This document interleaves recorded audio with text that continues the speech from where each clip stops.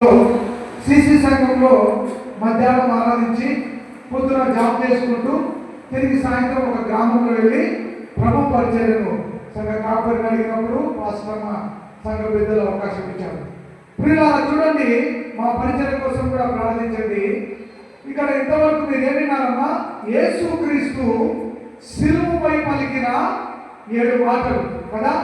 మొదటి మాటలో క్షమాపణ, రెండవ మాటలో రక్షణ, మూడవ మాటలో విధేయత, నాలుగవ మాటలో ఆక్రందన, మరి ఐదవ మాటలో యేసు ప్రభు ఏమంటున్నాడంటే యోహాను సువార్త 19వ అధ్యాయం 2 వాక్యం ఏం చెప్తుందంటే ఆయన తప్పికొనుచున్నాను అని అంటున్నాడు. ప్రియుల బాగా గమనించండి, మీరైతే ఇక్కడ తప్పికొనలే, నన్నాలు తాగితే మజ్జిగ తాగుతారు, కానీ దేవుడు ఎందుకు తప్పిక కొన్నాడు అనే అంశంలో 3 పాయింట్లు చెప్పి నేను ముగిస్తాను. మరి ఎక్కువగా మీకు సహాయించము, ఎందుకంటే మీరు 40 రోజులు ఉపవాసం ఉండి అలసిపోయినారు. కాబట్టి దేవుని వాక్యంలో చూస్తే సూటిగా చూడండి, దాహాన్ని తీర్చిన దేవునికి ఎందుకు దాహం వేసింది అది గమనించాలి. రెండోదిగా ఎటువంటి దాహం, అది శరీర దాహమా, ఆత్మీయ దాహమా, ఆత్మల దాహమా, ఎలాంటి దాహం అనేది వాక్యంలో ఉంది. చూడండి, నిర్గమకాండంలో మోషే భక్తుల్ని చూస్తే మరి దేవుని వాక్యం ఏం సెలవిస్తుందంటే ఇశ్రాయేలు ప్రజలకు నీరు లేదు.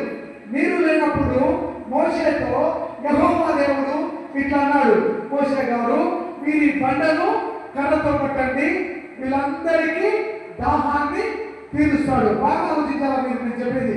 చూడండి, కొన్ని లక్షల మందికి బైబిల్లో ఉంది, 20 లక్షలు అంటే ఇంకా ఎక్కువ ఉండవచ్చు, అంతమందికి ఆయన మాట చేత దాహాన్ని తీర్చగలిగిన గొప్ప దేవుడు యేసయ్య.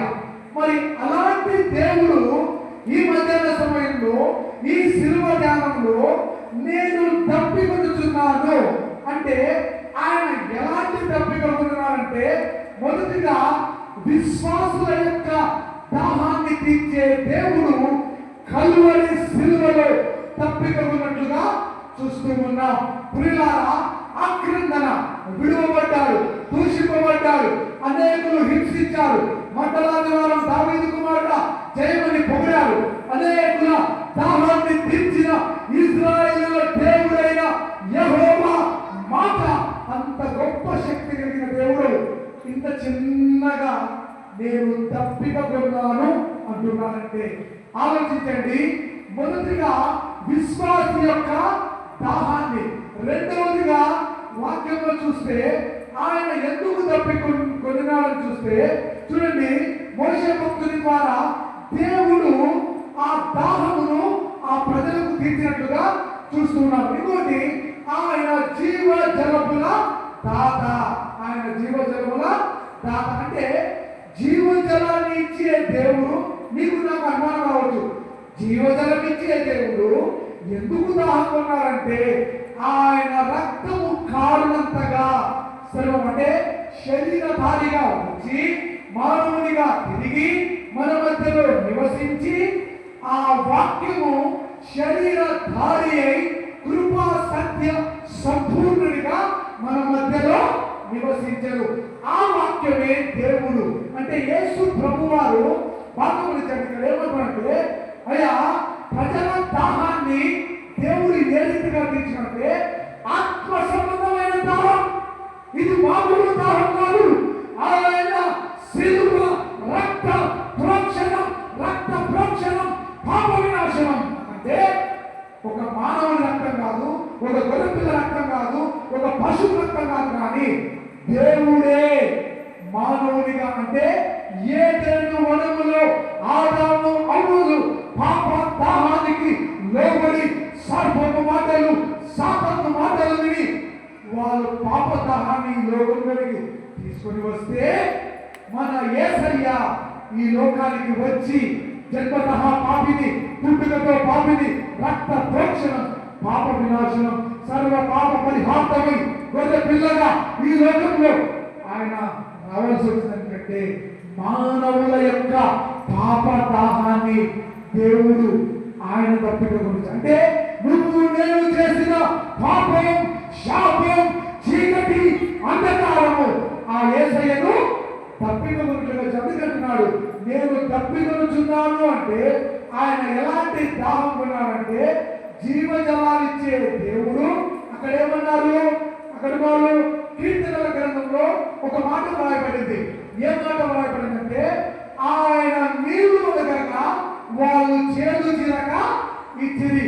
ఆయనకు దాహమైనప్పుడు వాళ్ళు చేదు చిరక ఆయనకి ఇచ్చినట్టుగా. అంటే చూడండి, లక్షల ప్రజల మంది దాహాన్ని తీర్చిన దేవుడు, అరణ్యంలో మోషేను నడిపించిన దేవుడు, అరణ్య యాత్రలో దేవుడు అద్భుతాలు చేసిన దేవునికి సిలువ ప్రాణులపై దాహము అన్నప్పుడు ఒక చుక్క నీళ్ళు ఈ ప్రపంచం ఇయ్యలేకపోయింది. ప్రియులారా, నువ్వు పొద్దు నుంచి సాయంత్రం వరకు దేవుని వాక్యాన్ని వింటూ ఉంటావు, నీళ్లు తాగుతూ ఉంటావు, ప్రార్థన చేస్తూ ఉంటావు, ఉపవాసం ప్రార్థన చేస్తూ ఉంటావు.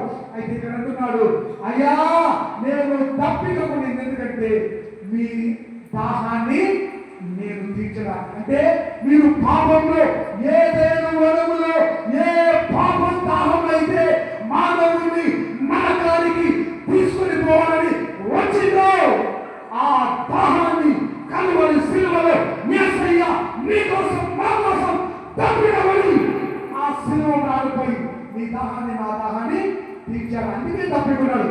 ఏమో తప్పికున్నాడంట వేసవి ఇది కాదండి, ఆత్మ సంబంధమైన దాహము, ఆత్మ సంబంధమైన దాహము. చూడండి, హాగరు జీవితాన్ని మీ ముందుకు తీసుకొని వస్తా. కుమారుడి కోసం అరణ్య యాత్రలో నేర్చుకుంటూ పోతూ ఉంది. ఆ కుమారుడు మరణ పడకలో ఉన్నాడు. ఆకాశం వైపు చూస్తూ ఉంది, అయ్యా నా కుమారుడిని బ్రతికించు, నా కుమారుడికి కొన్ని నిమిషాలు నీళ్లు కూడా లేవండి. ఆ అరణ్య యాత్రలో హాగరు దాహాన్ని తీర్చిన దేవుడు. గట్టిగా చెప్పడం వల్ల, గట్టిగా చెప్పడం వల్ల హాగరు దాహాన్ని తీర్చిన దేవుడు, ఇశ్రాయేలు ప్రజలు దాహాన్ని తీర్చిన దేవుడు అండి మన దేవుడు. అంత ఈజీ కాదన్న దేవుడు అంటే మీరేదో శుక్రవారం వచ్చి 7 మాటలు ధ్యానించి ఇంటికి పోయి నిద్రపోగులో. విశ్వాసులారా, పరిశుద్ధులారా, దేవుని రాకడ సమీపముగా హాగరు ఏడుస్తూ ఉంటే హాగరుతో మాట్లాడారు. అమ్మా ఎందుకు ఏడుస్తున్నావు తల్లి అంటే, అయ్యా నా కుమారుడు శాపగ్రస్తుల మధ్య ఉన్నాడు, నీళ్లు లేవున్నాయంటే హాగరుకు చెప్పాడు, ఇదిగో నీటి బుగ్గలు అక్కడ పారును. హల్లెలూయా, హల్లెలూయా. అరణ్య యాత్రలో దాహాన్ని తీర్చిన దేవుడు నీ కుటుంబంలో ఉన్న పాప దాహాన్ని, నా కుటుంబంలో ఉన్న పాప దాహాన్ని, నా వ్యక్తిగత జీవితంలో ఏ శాపము, ఏ పాపము, ఏ అంధకారము మనల్ని నరకానికి తీసుకొని పోతుందో వ్యర్థమైన మనుషులకు అర్థం కాదు. ఈ లోకంలో యేసు ప్రభు 3 మెట్లు కొట్టించుకున్నాడు, 4 మెట్లు కాదయా. హాగరు దాహాన్ని యేసయ్య తీర్చాడు. అదే దాహాన్ని ఏమంటున్నాడమ్మా, నేను తప్పికొనుచున్నాను. ఎంత కాలం పాపంలో ఉంటావు, వాక్యం వింటావు, మందిరానికి వస్తావు, ప్రార్థన చేస్తావు, 7 మాటలు వింటావు. ఎందుకంటున్నాడు, అయ్యా ఏమంటున్నాడు, ఏమంటున్నా హాగరుతో, అమ్మా నీ కుమారుడు నేను బ్రతికిస్తా. ఛాలెంజ్ చేసే దేవుడు నేనా, ఆశామాసి దేవుడా? 7 గంటలు 3 గంటలు కూర్చోలే మనం.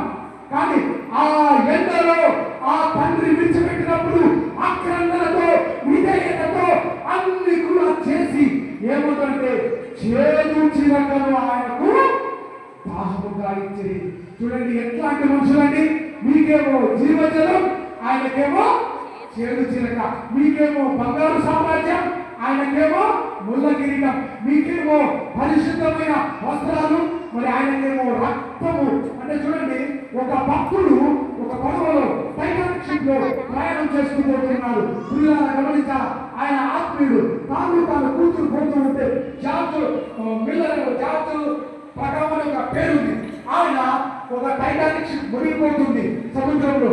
అప్పుడు ఆయన ఏం చేశాడంటే, బాగా వినాలా, ఆయనకు ఏ దాహం కలిగిందో మీకు చెప్తున్నాను. అప్పుడు తన చిన్న కుమార్తెలు ఇంకో పడవలోకి ఇచ్చి ఆ జాకెట్ వేసుకొని ఆ నీళ్ళలో దుక్కి ఎక్కడ పోయినారంటే ఆ పడవలో 300 మంది ఉన్నారండి దేవుని నమ్మని బిడ్డలు.